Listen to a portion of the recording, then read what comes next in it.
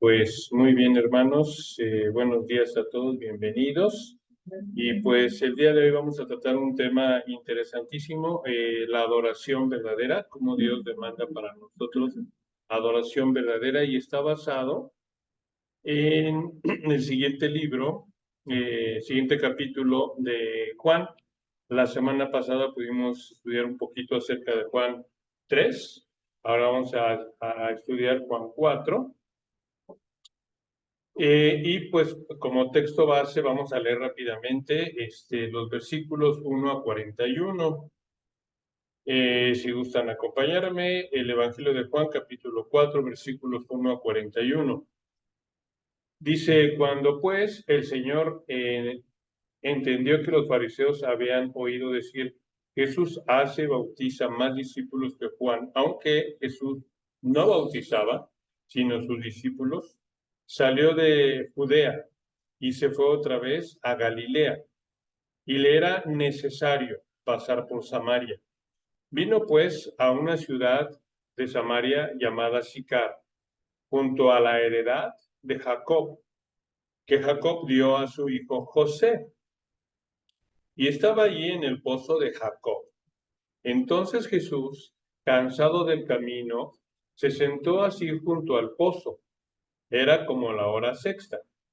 Vino una mujer de Samaria a sacar agua, y Jesús le dijo: dame de beber, pues sus discípulos habían ido a la ciudad a comprar de comer. La mujer samaritana le dijo: ¿cómo tú, siendo judío, me pides a mí de beber, que soy una mujer samaritana? Porque los judíos y samaritanos no se tratan entre sí. Respondió Jesús y le dijo: si conocieras el don de Dios y quién es el que te dice dame de beber, tú le pedirías y él te daría agua viva. La mujer le dijo: Señor, no tienes con qué sacarla, y el pozo es hondo. ¿De dónde, pues, tienes agua viva? ¿Acaso eres tú mayor que nuestro padre Jacob, que nos dio este pozo, del cual bebieron él, sus hijos y sus ganados? Respondió Jesús y le dijo: cualquiera que bebiere esta agua volverá a tener sed, mas el que bebiere del agua que yo le daré no tendrá sed jamás, sino que el agua que yo le daré será en él una fuente de agua que salte para vida eterna. La mujer le dijo: Señor, dame esa agua para que no tenga sed ni venga aquí a sacar. Jesús le dijo: ve, llama a tu marido y ven acá. Respondió la mujer y dijo: no tengo marido. Jesús le dijo: bien has dicho, no tengo marido, porque 5 maridos has tenido, y el que ahora tienes no es tu marido. Esto has dicho con verdad. Le dijo la mujer: Señor, me parece que tú eres profeta. Nuestros padres adoraron en este monte, y vosotros decís que en Jerusalén es el lugar donde se debe adorar.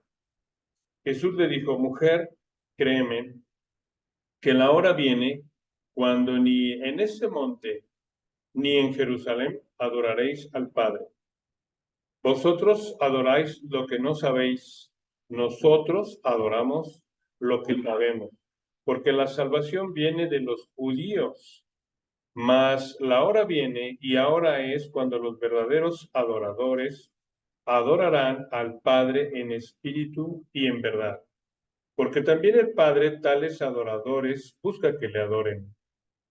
Dios es espíritu, y los que le adoran es en espíritu y en verdad. Es necesario que le adoren. Le dijo la mujer: sé que ha de venir el Mesías, llamado el Cristo. Cuando Él venga, nos declarará todas las cosas. Jesús le dijo: yo soy el que habla contigo. En esto vinieron sus discípulos y se maravillaron de que hablaba con una mujer. Sin embargo, ninguno dijo: ¿qué preguntas o qué hablas con ella? Entonces la mujer dejó su cántaro y se fue a la ciudad y dijo a los hombres: venid, ved a un hombre que me ha dicho todo cuanto he hecho. ¿No será este el Cristo? Entonces salieron de la ciudad y vinieron a él. Entre tanto, los discípulos le rogaban diciendo, Rabí, come. Él les dijo, yo tengo una comida que comer, que vosotros no sabéis. Entonces los discípulos decían unos a otros, ¿le habrá traído alguien de comer? Jesús les dijo, mi comida es que haga la voluntad del que me envió y que acabe su obra. ¿No decís vosotros, aún faltan 4 meses para que llegue la siega? He aquí, os digo, alzad vuestros ojos y mirad los campos, porque ya están blancos para la siega, y el que siega recibe salario y recoge fruto para vida eterna, para el que siembra goces juntamente con el que siega. Porque en esto es verdadero el dicho, uno es el que siembra y otro es el que siega. Yo os he enviado a cegar lo que vosotros no labrasteis. Otros labraron y vosotros habéis entrado en sus labores. Y muchos de los samaritanos de aquella ciudad creyeron en él por la palabra de la mujer que daba testimonio diciendo, me dijo todo lo que he hecho. Entonces vinieron los samaritanos a él y le rogaron que se quedase con ellos y se quedó ahí 2 días. Y creyeron mucho más por la palabra de él. Y decían a la mujer, ya no creemos solamente por tu dicho, porque nosotros mismos hemos oído y sabemos que verdaderamente este es el Salvador del mundo, el Cristo. Amén. Pues muy bien, este es nuestro texto base el día de hoy, que en términos generales nos habla acerca de la manera en cómo Jesucristo testificó. Vimos, por ejemplo, la semana pasada, cómo testificó Jesucristo ante Nicodemo, ¿verdad? Y bueno, pero el día de hoy, él, a diferencia de Nicodemo, va a hablar, va a testificar con una mujer, con una samaritana. Y él sabe cómo dirigirse a las diferentes personas, ¿no? Sabe qué necesidades tiene cada uno y adapta su evangelio de acuerdo a las necesidades personales de cada quien. Lo único que sabemos, por ejemplo, de esta mujer, pues era que era adúltera, que ella había tenido varios enredos de adulterio, que había tenido varios matrimonios rotos, y sin embargo, pues esto para la sociedad de ese tiempo, incluso el día de hoy, la ha convertido en una marginada socialmente, ¿no? Despreciable por sus contemporáneos y no tenía otra posición más que de ser una vulgar prostituta, prácticamente, ¿no? Por la vida que llevaba tan licenciosa. Entonces, podemos ver cómo Cristo la instiga de alguna manera para que ella pueda reconocer su egocentrismo, su inmoralidad y los prejuicios religiosos que ella tenía.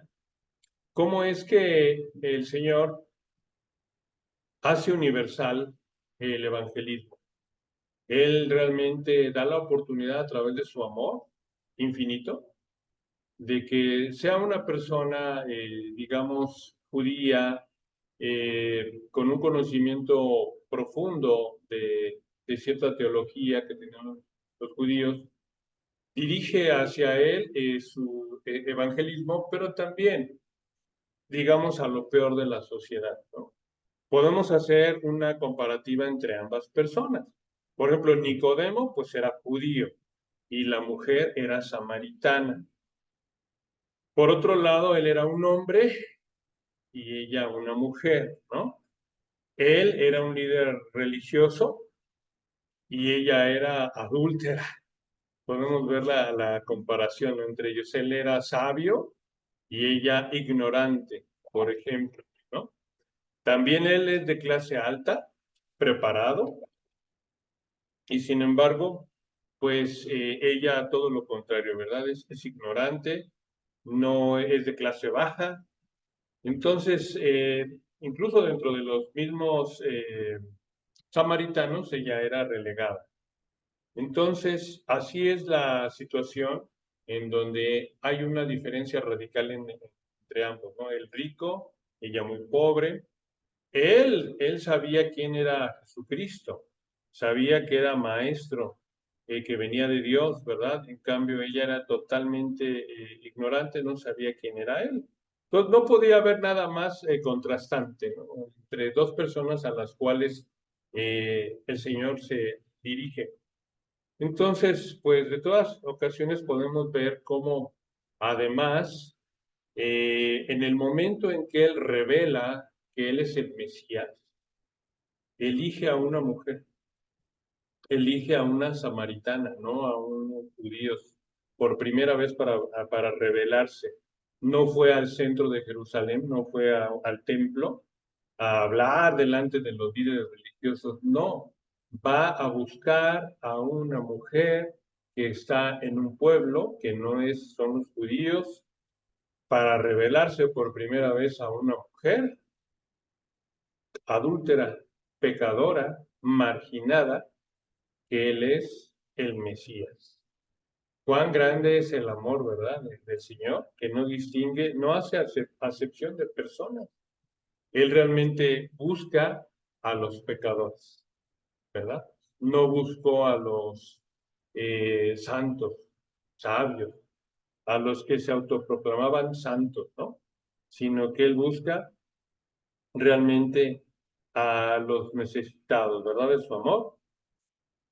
Entonces, podemos ver que en este momento ella reconoce la deidad, el mesianismo de Jesucristo y va a compartirlo con los samaritanos. Entonces, bueno, pues esto es nuestra introducción. Vamos a ver que hay 5 lecciones en este tema que nos va a hablar el texto. Pero vamos a recordar poco a poquito, más o menos, de qué se trata esta narrativa. Y vemos, miren, dice en Juan capítulo 4, versículos 3 y 4. Salió de Judea y se fue otra vez a Galilea. Y le era necesario pasar por Samaria. ¿A qué fue a Samaria? Exactamente y precisamente a hablar con una samaritana, ¿verdad? Le era necesario hablar con ella. Qué importante para el Señor son todas las personas. Fue a buscarla, se dio un tiempo para buscar a una mujer pecadora, a un lugar también desagradable para los judíos, ¿no? Detestable para los judíos. Vino pues a una ciudad de Samaria llamada Sicar, junto a la heredad de Jacob, que Jacob dio a su hijo José. Sería como un lugar importante, ¿no? Ese pozo, porque es un pozo que viene del linaje de Jesucristo, viene del linaje también, pues, de todo lo que es el origen de las 12 tribus de Israel, en la cual ese pozo tiene un significado para la historia mesiánica. Es justamente el lugar, una heredad que compró Jacob y se la dio a José. O sea, tiene una historia importante ese pozo, no era cualquier pozo. Y estaba ahí en el pozo de Jacob. Entonces Jesús, cansado del camino, vemos la humanidad de Jesucristo, estaba cansado y sediento, se sentó así junto al pozo. Era como la hora sexta. Me llama la atención que diga, le era necesario ir a hablar con los perdidos, ¿no? Buscar a los perdidos, era necesario. Y vaya, los judíos cuando tenían que viajar de Judea a Galilea evitaban Samaria. O sea, realmente eran los samaritanos ofensivos para los judíos. No querían poner el pie ahí en Samaria, querían evitarlo a toda costa, ¿no? Aunque era el camino directo, ellos buscaban darle la vuelta por justamente el desagrado que tenían de los samaritanos. Así de que ellos, pues sin embargo, aunque ellos evitaban este trayecto, el Señor lo buscó deliberadamente, ¿no? Son una raza, los samaritanos, mezclas de judíos junto con otros pueblos adyacentes, con otros pueblos de ahí colindantes, con los cuales se emparentaron en cierto momento, ¿no?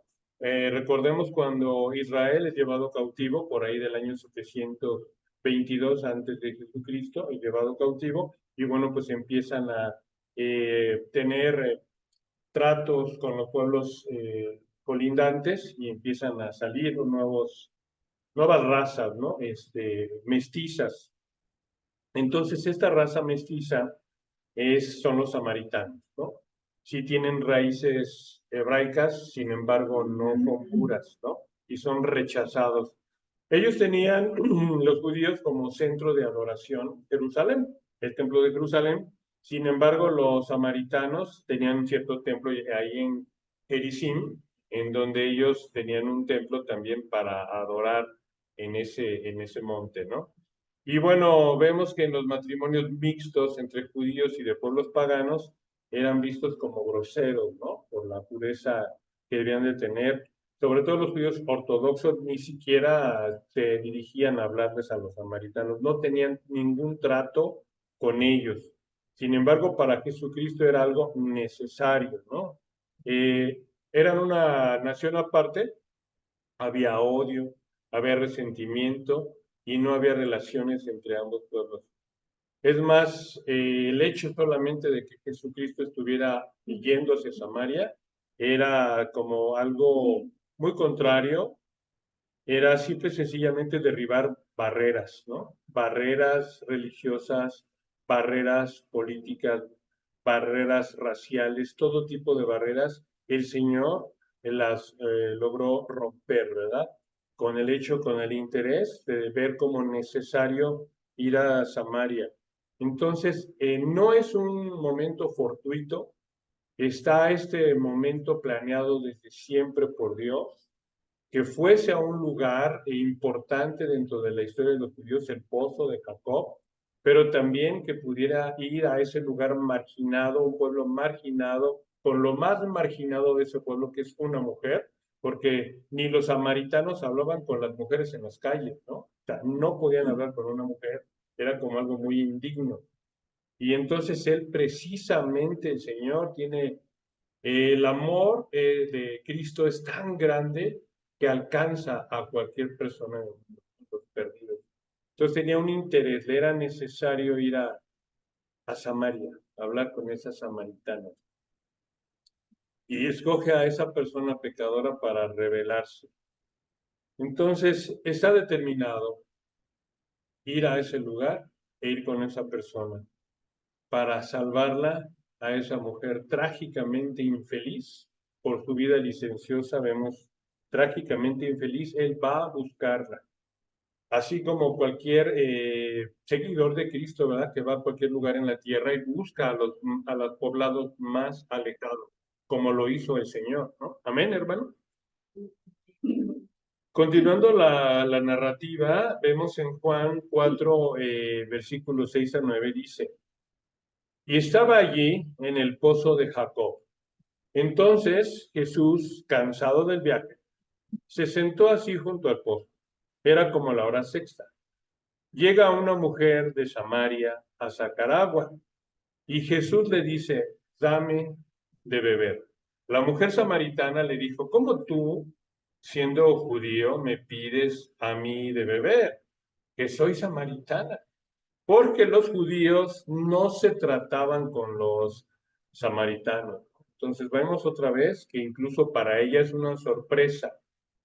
Imagínense cómo se sobresaltó así, caray, me está hablando a mí un hombre y luego judío y luego me pide agua, o sea, incluso el mismo recipiente con el cual está pidiendo beber era como sucio, ¿no?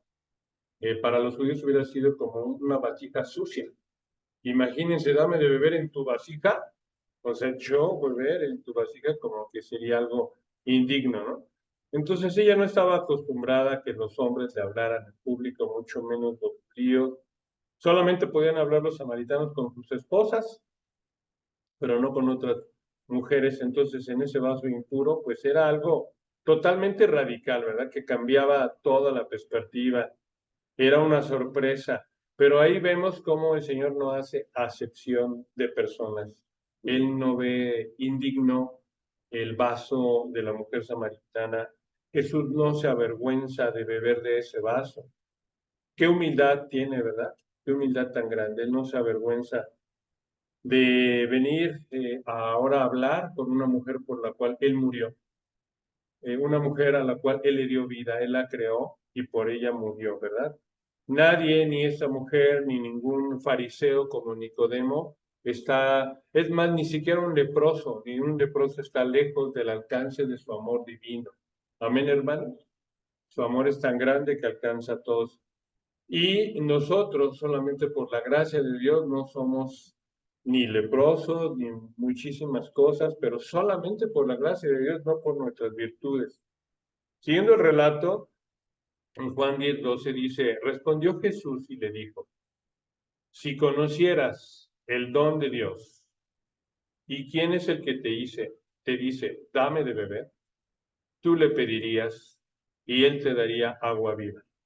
La mujer le dijo, Señor, no tienes con qué sacarla y el pozo es hondo. ¿De dónde pues tienes el agua viva?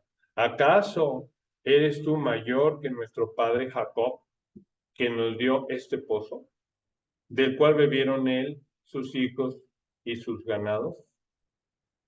De repente ocurre un cambio, ¿verdad? Hay un cambio allí, en donde primeramente él tenía sed y le pedía a ella que le diera de beber, y ahora cambia la situación.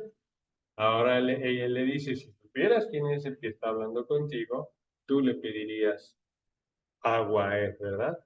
Como si ella fuera la sedienta, como si ella y él tuviera el agua para darle a ella de beber. Entonces, y declara que él tiene la fuente, que él es la fuente, ¿verdad? Para, para satisfacer la sed que ella manifiesta. Pero ahora ya no se trata de una sed física, se trata de una sed espiritual y que él tiene agua viva para satisfacer su sed. Recordemos, por ejemplo, en Juan 4:14, que dice el Señor, pero cualquiera que beba el agua que yo le daré, nunca más tendrá sed, ¿verdad? Esa parte es importante. Cualquiera que bebiera el agua que yo le daré, nunca tendrá sed. Recordamos más adelante cuando Juan dice en su capítulo 6, versículo 54, el que come de mi carne y bebe de mi sangre tiene vida eterna. Aquí podemos empezar a analizar qué significa beber, ¿verdad? Beber no es algo, no es algo que se tenga que beber físicamente, no es algo, no es una bebida que sea agua y ya, sino que realmente tiene implicaciones mucho más profundas, porque no es una sed física, es una sed espiritual. Recordemos lo que él dice, ¿verdad? El trago más amargo que tuvo que pasar nuestro Señor Jesucristo en Juan 18:11, cuando dice, no he de beber la copa que el Padre me ha dado. Ese beber que el Señor está hablando es de obediencia. Amén. Es de sacrificio. Amén. Es de un compromiso. Es de tomar acción. Es de hacer algo que muchas veces cuesta trabajo. Significa rendirse, ¿no? Rendir mi voluntad a tu voluntad, ¿no? O sea, beber.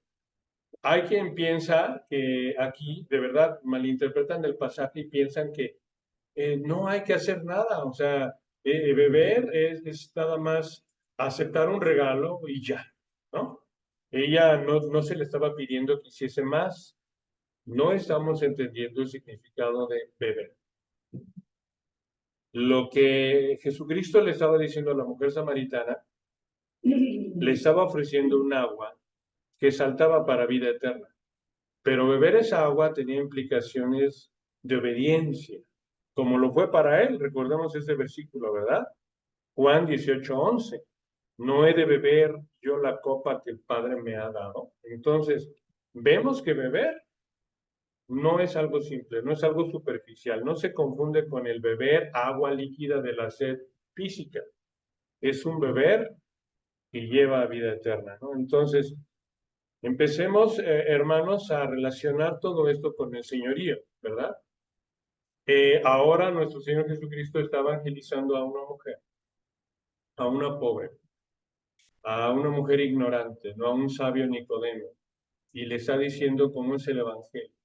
Beber del agua que yo he de dar, ¿no? Beber obediencia, compromiso, como Él lo hizo, como la copa que Él bebió, ¿verdad? Entonces, ¿qué significa el agua? Pues todo el paquete del Evangelio completo, libertad del pecado. Más adelante Él trata eso con ella cuando la enfrenta con sus situaciones de adulterio. Él trata acerca del pecado antes de darle el agua, ¿verdad? Compromiso, seguir a Cristo. Dice, ve y sí, y ven conmigo, regresa. Recordemos que leímos ese texto, ¿verdad? Cuando dice, ve y busca a tu marido y regresa acá. Sígueme, ven conmigo. Seguir a Cristo, obedecer la ley, ¿verdad? Porque justamente él la va a confrontar con su pecado. Y finalmente va a cerrar con adoradores. Va a hablar del tema de adoración con esa mujer. Rendición completa a Dios. Entregar la vida a Dios. La adoración va más allá de una obediencia. La adoración es amor. Es hacer por amor, ¿no? Se hacen las cosas por amor, porque se adora a Dios. Y bueno, son cosas que no podemos ver de manera simplista, tenemos que ver todo lo que implica lo que le está diciendo entre líneas, podemos ver realmente los términos que van más allá del agua literal, ¿no? Tiene implicaciones espirituales, tiene implicaciones de compromiso, tiene implicaciones de obediencia, tiene implicaciones de arrepentimiento y tiene implicaciones de adoración. No podemos quedarnos con la letra, ¿verdad? Tenemos que ver el contexto de todo lo que se está manejando. Y continuando con esta historia, dice en Juan 13:15, respondió Jesús y le dijo, cualquiera que bebiere esta agua volverá a tener sed, mas el que bebiere del agua que yo le daré no tendrá sed jamás, sino que el agua que yo le daré será en él una fuente de agua que salte para vida eterna. La mujer le dijo, Señor, dame de esa agua para que no tenga yo sed, ni venga aquí a sacarla. Entonces él estaba hablando acerca de las propiedades únicas que tiene esa agua que él ofrece. Es una agua que sacia la sed espiritual de las personas, ¿no? Su respuesta fue inmediata de ella, pero todavía estaba confundida, todavía no sabía ni con quién estaba hablando, ¿no? Todavía no se daba cuenta de que el agua que el Señor le ofrecía era un agua de satisfacción espiritual, era un agua viva. Y aunque ella lo pidió, Jesús no le dijo, ok, ¿quieres el agua viva? Ok, en ese momento la tienes. No, era necesario seguir trabajando con ella. Por eso el evangelismo express no alcanza a realmente compartir el evangelio completo de nuestro Señor, ¿no? No es algo así de, ok, ¿quieres el agua? Te la doy. Y ya. No, permíteme, tenemos que ver que no es una conversión barata, no es una gracia así tan, una pseudoconversión tan simple, ¿verdad? Realmente tenía que profundizar ella en el pecado, conocer quién era Jesucristo, conocer quién era Él, reconocerlo como su Señor, como su Salvador, y entonces ahora sí testificar a otros y estaba en ese momento pues preparada para el agua viva, no en este momento. Por eso el Señor ignora su pregunta y brinca ahora a cuestionarla más profundamente, ¿no? Su pecado, el pecado de la mujer y segundo, su identidad, que ella supiera con quién estaba hablando, quién era el que había ido hasta ese lugar a buscarle. Él vino a buscar a los pecadores, ¿no? A los pecadores perdidos. Entonces no iba a darle inmortalidad a alguien cautiva en el mal, en el pecado. Eso que nos quede claro. Primero tenía que confrontarla con su pecado. Y en ese momento va directamente evadiendo su pregunta, ignorándola y confrontándose justamente con el pecado. Dice Juan 4, 16, 19. Ve, llama a tu marido y ven acá. Bien has dicho, contesta ella, no tengo marido. Porque cinco maridos, perdón, le contesta, sigue hablando él. Bien has dicho, no tengo marido porque 5 maridos has tenido. Y el que tienes ahora no es tu marido. Esto has dicho con verdad. Le dijo la mujer, Señor, me parece que tú eres profeta. Pues ahí se empieza a dar cuenta de la deidad de él, cómo puede tener omnisciencia, ¿verdad? De saber todo lo que ella ha hecho, de contar de su vida. Imagínense el terror que ella en ese momento sintió, ¿no? Para empezar a ver la santidad de ese hombre. Lo impresionante que ha de haber sido Cristo, verlo, un hombre santo, santo, santo, ¿no? Y que ese hombre, recuerden el sobresalto que ella tiene cuando se atreve él a hablar de un judío, a hablar de un maestro rabino, a hablarle a una mujer samaritana pecadora y le pide agua, que le den su vasija, y ahora le dice sus pecados. Ella está aterrada, está empezando a ver con quién está hablando, ¿no? Él va directamente a su corazón y a confrontarla con su pecado. Tenía que enfrentarla con su realidad. Ella, evasiva, dice, no tengo marido. Pues no, no mintió, pero tampoco dijo toda la verdad. Se la ocultó deliberadamente, ¿no? Sin embargo, él sí es muy claro y le dice todo lo que ella ha hecho. Cuánta vergüenza habrá tenido, cuánta pena, cuánto arrepentimiento, cuánto pesar por los pecados habrá tenido en ese momento, ¿no? La cara de vergüenza se debe ver que es, ¿qué hago? Qué vergüenza, él sabe todo. Podemos ver el arrepentimiento en ella, ¿verdad? El pesar de lo que el Señor estaba diciéndole y lo indefensa que estaba en ese momento ante alguien que sabía todo de ella. Se sintió expuesta, se sintió completamente, pues ya no podía mentir en absoluto. Él sabía todo, ¿no? Sabía la verdad de ella. Él sabía la verdad de ella. Y bueno, de alguna manera es como si él dijera, bueno, de acuerdo, si tú no vas a confesar tus pecados, entonces yo voy a hacer que te enfrentes con ellos, ¿no? ¿Sabes qué? No me quiere decir, pues tú has hecho esto.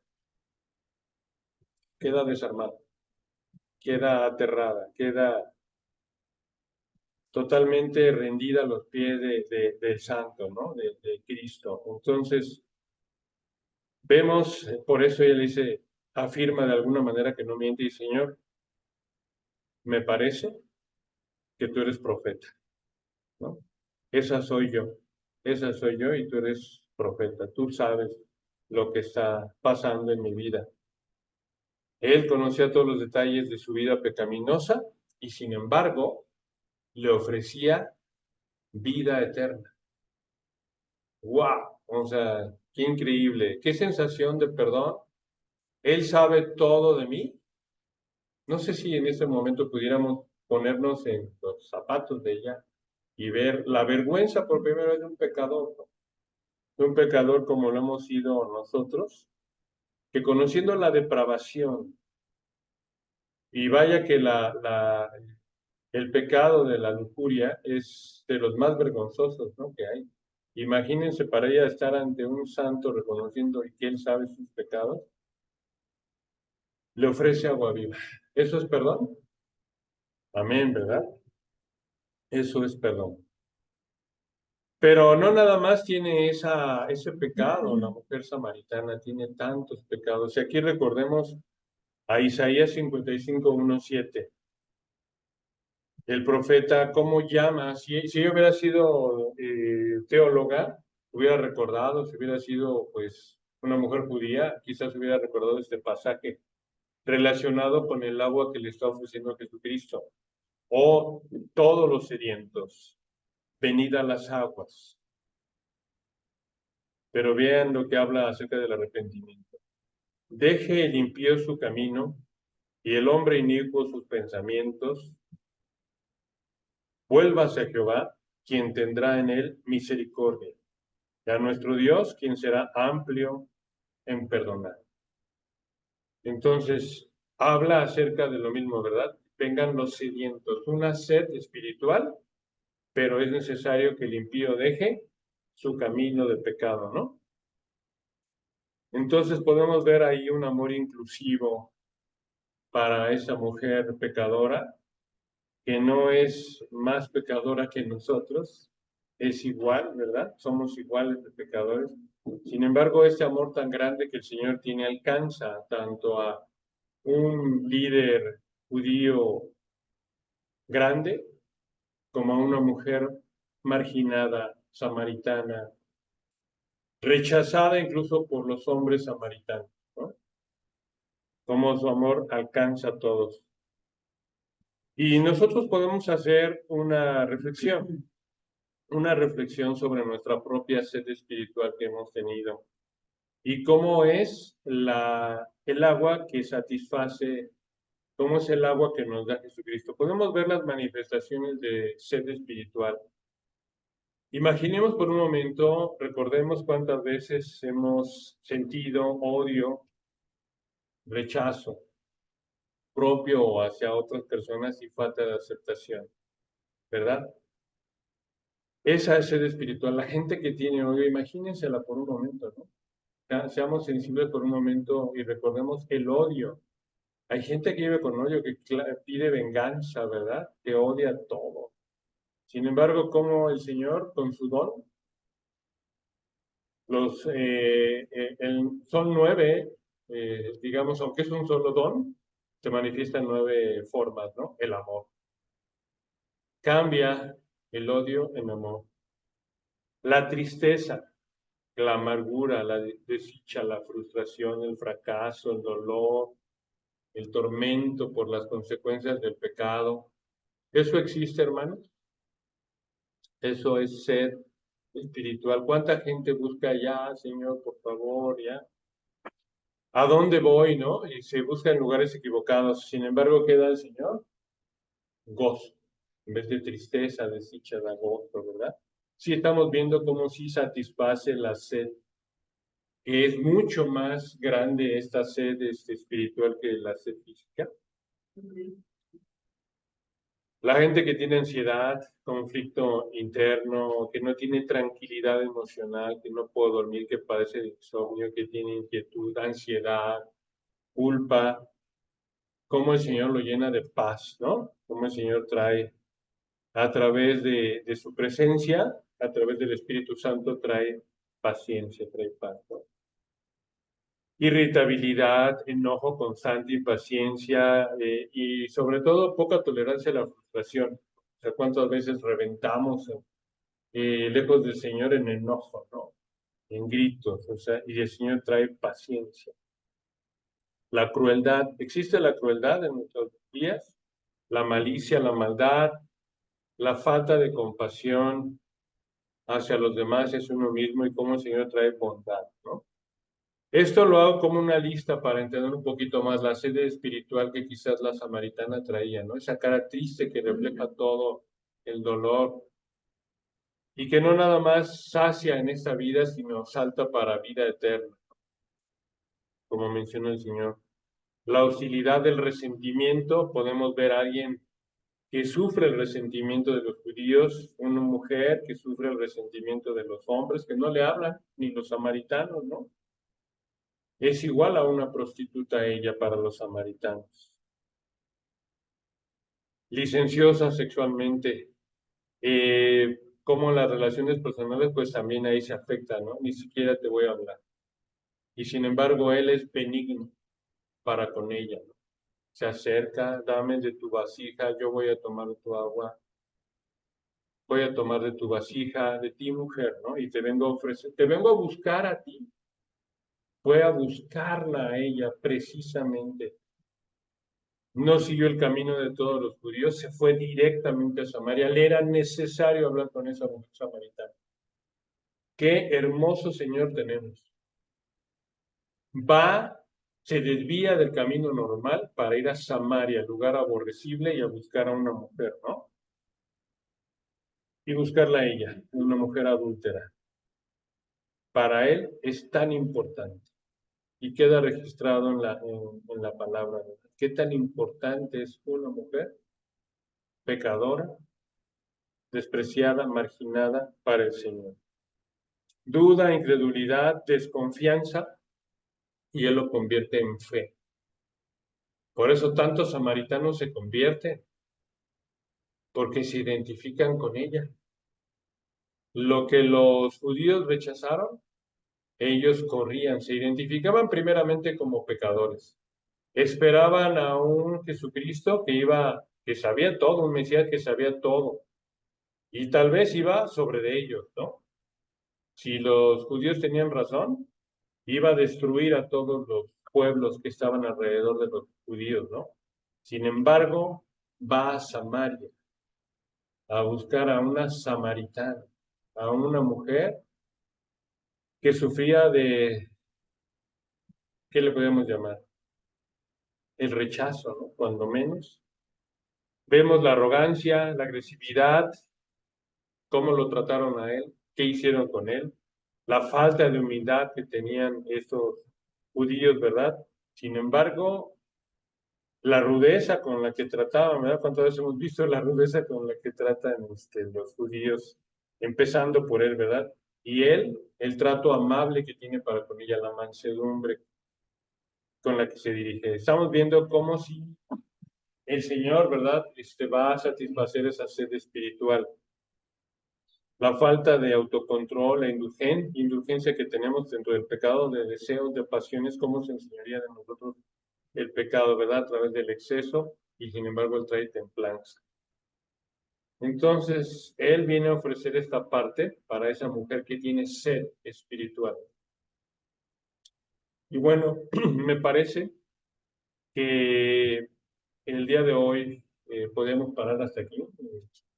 Quizás nos llevemos 2, 3, 4 mensajes alrededor de este pasaje evangelístico, ¿verdad? Pero cómo el Señor suple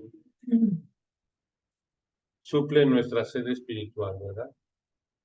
Sin embargo, para concluir, podemos ver que el que ella tome del agua de él no es algo simple. Quisiera leer, por último, en Apocalipsis, el último capítulo de Apocalipsis, si me lo permiten. Vamos a leer, si me acompañan, Apocalipsis, capítulo 22, versículo 17. Apocalipsis, capítulo 22, versículo 17. Y dice lo mismo, algo similar. Y el espíritu y la esposa dicen, ven, y el que oye diga, ven, y el que tiene sed, venga, y el que quiera, tome del agua de la vida gratuitamente.